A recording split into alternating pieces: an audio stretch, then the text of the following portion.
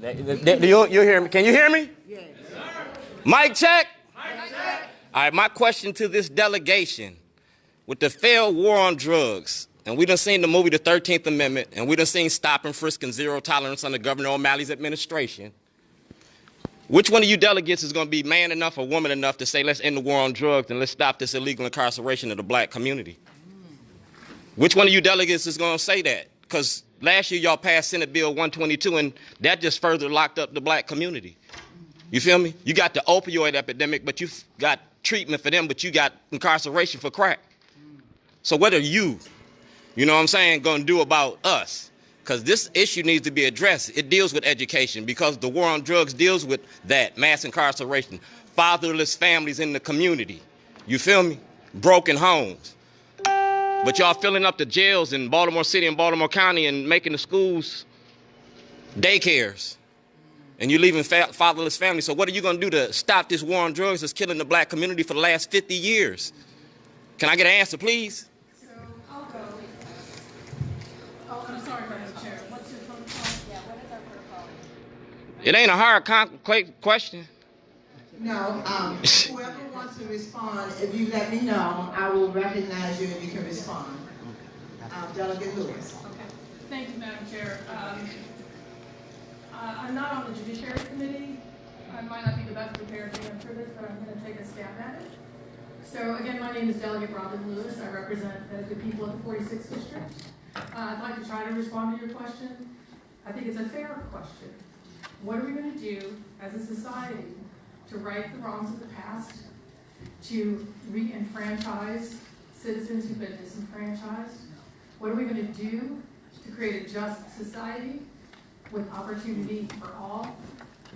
How are we going to use our public resources to ensure quality education for all children? What matters to us when it comes to ensuring access to health care? And that includes behavioral health and mental health services, as well as drug treatment. How are we going to use our incredible ingenuity, our massive resources as the richest society that's ever existed in the history of humankind?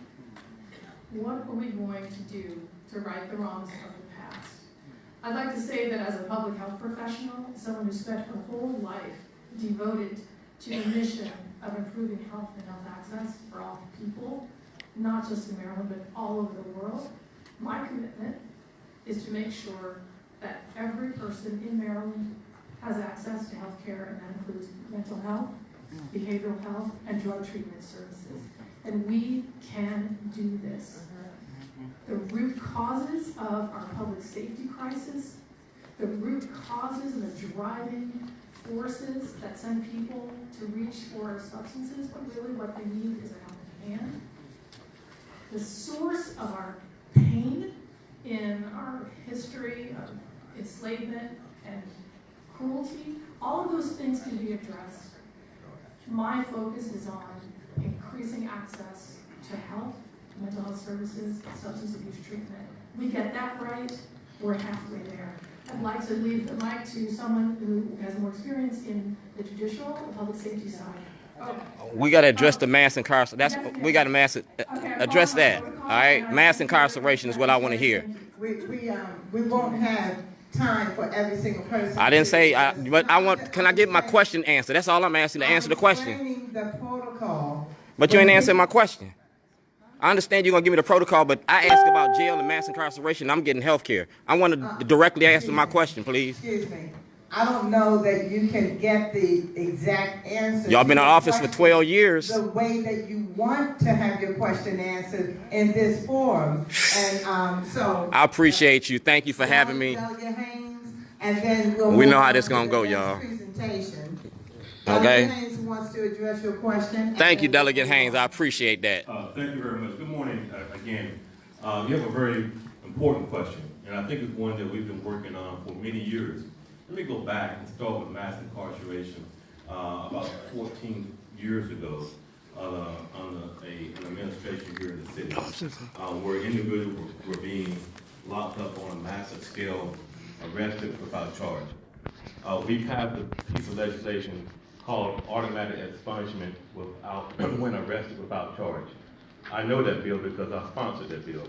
and it passed overwhelmingly in the House, in the Senate, and was signed into law. The city delegation supported it. At that time, when that bill passed, it rolled back automatically. If an individual was arrested, charged, booked, but then released without any charges, there was an automatic expungement. It also provided for expungement of records that went back 10 years. Since that time, that was a big pill for a lot of people in the legislature to swallow. And we have collectively tried to do expungements each year. Sometimes we've been successful, sometimes we have not. But what we have been able to do is to, on various charges, been able to expunge some records, provide for shielding of records in some cases, but collectively across the board, we have not been able to do that. And I'm going to tell you the reason why. One of the big reasons why is because other jurisdictions do not see that issue like we do. And we need 71 votes to make that happen. So we have to do it sometimes layer by layer, just like peeling an onion until we get to the core. So the commitment I think that you're looking for is that we will continue to press on number one, where there are cases where we can roll back and push the envelope to expunge records. That's the first thing. But beyond that, before you even get there, we need to look at what we're charging to get people there in the first place. And if we can adjust that, then everybody makes out better. That's one of the reasons. Thank you.